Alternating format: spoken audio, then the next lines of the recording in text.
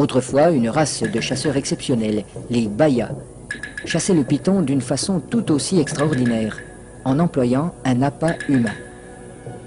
Il arrive que les hommes de Mbao aient eux aussi recours à cette technique. Naina, le chef pisteur, va introduire une jambe dans le terrier et la fera avaler volontairement par le python.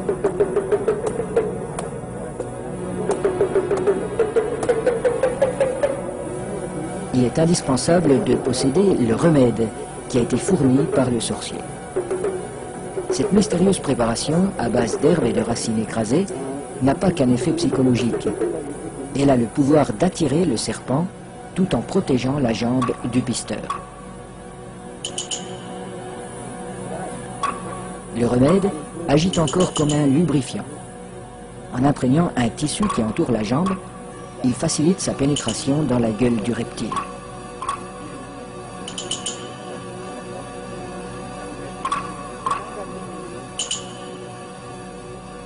La jambe appât restera en principe intacte, car le python avale simplement cette proie qui vient à lui.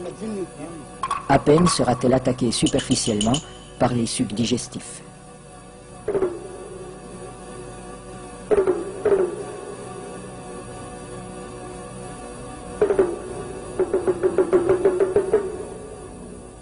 Cette chasse n'est pas sans risque.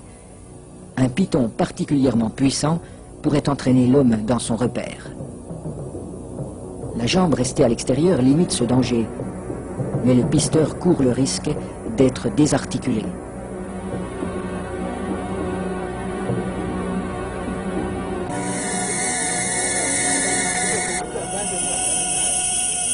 Pour rendre l'attente moins pénible, mais aussi faciliter le glissement des corps de l'homme et de l'animal, on place des feuilles fraîches sous le pisteur.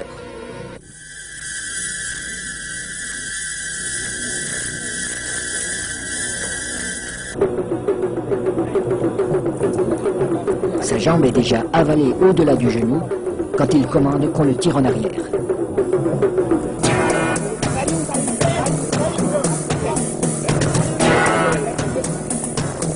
Refusant de laisser échapper sa proie, le python apparaît.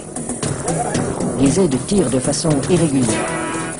Il secoue le python pour l'empêcher de trouver un point d'appui. Le pisteur relève son pied à angle droit pour ferrer le serpent, à la manière d'un hameçon.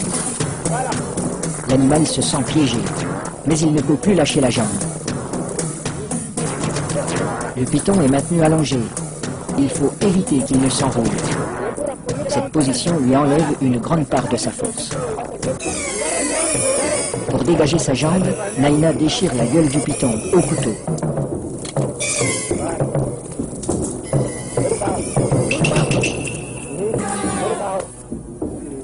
Puis, il lui tranche la tête. Les autres pisteurs relâchent progressivement le serpent. Dans un premier temps, le corps décapité reste inerte. Puis apparaissent des ondulations nerveuses de plus en plus puissantes.